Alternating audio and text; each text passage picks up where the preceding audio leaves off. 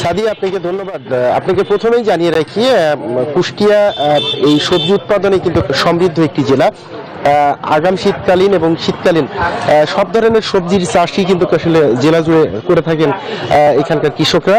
ইতিমধ্যে কৃষকদের সেই উৎপাদিত সবজি কিন্তু বাজারে আসতে শুরু করেছে।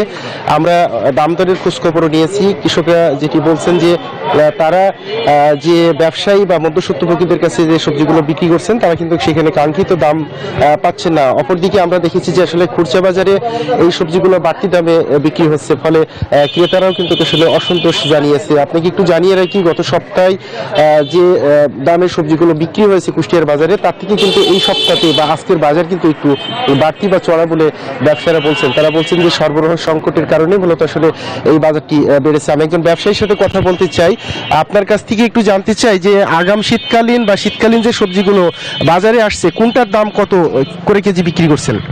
শীতকালীন সবজি বাজারে আসছে আপনার সিম বেচে 100 থেকে 120 টাকা, ফুলকপি বেচে 70 থেকে 80 টাকা কেজি, বেগুন বেচে 100 টাকা কেজি, আর পালং শাক বেচে 60 টাকা থেকে 70 টাকা কেজি। কারণ সবজির দাম বাড়ার কারণে দেশে সবজি সংকট, উৎপাদন কম হয়েছে, এই কারণে সবজির দাম বেশি। আমরা আশা করতেছি আগামী দিনগুলোতে সবজি উৎপাদন হলে দাম কমে যাবে।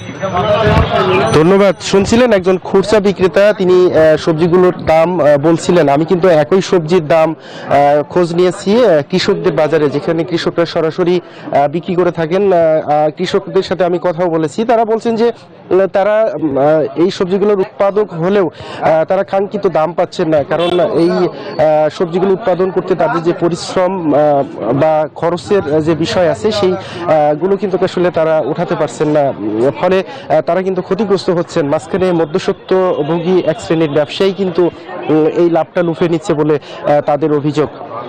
আমি কৃষি সম্প্রসারণ অধিদপ্তরের কর্মকর্তাদের সাথে কথা বলেছি। তারা আমাকে জানিয়েছেন যে কুষ্টিয়া জেলায় আগাম শীতকালীন এবং শীতকালীন মিলিয়ে প্রায় 7000 হেক্টরের বেশি জমিতে সবজির চাষ করেছেন কৃষকরা। ইতিমধ্যে এই চাষকৃত সব ধরনের সবজি কিন্তু বাজারে ওঠা শুরু হয়েছে এবং বাজারে কিন্তু সেগুলো পাওয়া যাচ্ছে। তবে মধ্যস্বত্বভোগী ব্যবসায়ী এবং এদের দৌরাত্ম্য নিয়ে আমি কথা বলেছি কুষ্টিয়ার জেলা প্রশাসকের সাথে। তিনি বলেছেন যে আসলে কৃষকদের উৎপাদিত সবজি বাজারে এসে কেন দাম বেড়ে যাচ্ছে সেই বিষয়টি তারা খতিয়ে দেখবেন এবং এর সাথে কারো সংশ্লিষ্টতা পেলে তাদের বিরুদ্ধে প্রয়োজনীয় ব্যবস্থা গ্রহণের কথা বলেছেন কুষ্টিয়ার জেলা প্রশাসক। আমি কৃষি সম্প্রসারণের সাথে কথা বলে আরো যতটুকু জেনেছি, কিন্তু এই আগাম শীতকালীন বা শীতকালীন যে সবজি সেই সবজির সরবরাহ ইতিমধ্যে কিন্তু বাজারে পর্যাপ্ত এবং এটি সামনের সময় কিন্তু আরো বৃদ্ধি পাবে বলে তারা আমাকে জানিয়েছেন। তো এই ছিল কুষ্টিয়ার বাজার থেকে সবজির সরবরাহ এবং দাম দর নিয়ে। একই খবর জানতে চলে যাব চুয়াডাঙ্গাতে, সেখানে অপেক্ষা করছেন আমার আরেক সহকর্মী জামান আক্তারের কাছে।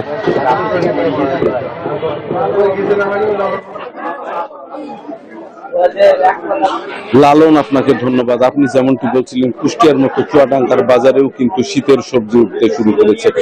সরবরাহ কিন্তু একেবারে কম নয়, কিন্তু গত এক সপ্তাহে কিন্তু চুয়াডাঙ্গায় শীতের সবজির দাম খানিকটা বেড়ে গিয়েছে। ক্রেতারা যেটি বলছেন যে তাদের হচ্ছে শীতের সবজি কিনতে গিয়ে কিন্তু অনেকটাই হিমশিম খেতে হচ্ছে। তো আমি হচ্ছে ক্রেতা এবং বিক্রেতা উভয়ের সাথেই কথা বলেছি, তারা পরস্পর বিরোধী কথা বলছেন।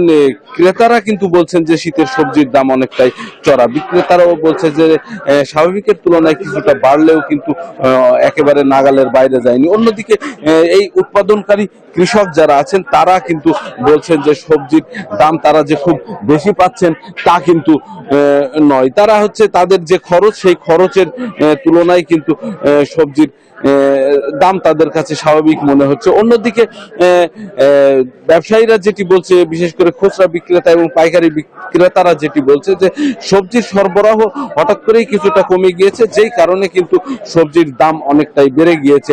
তারা বলছেন যে শীতের এই সবজির যে ভরা মৌসুম, এই মৌসুমের যে সরবরাহ সেই সরবরাহটা স্বাভাবিক হলেই কিন্তু সবজির দাম অনেকটা কমে যাবে।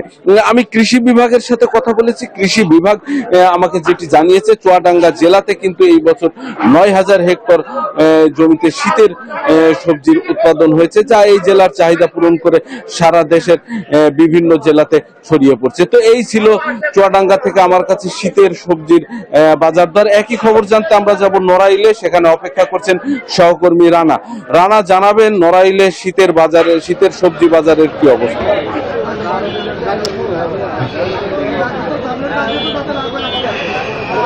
ধন্যবাদ ধন্যবাদ জামাল আক্তার।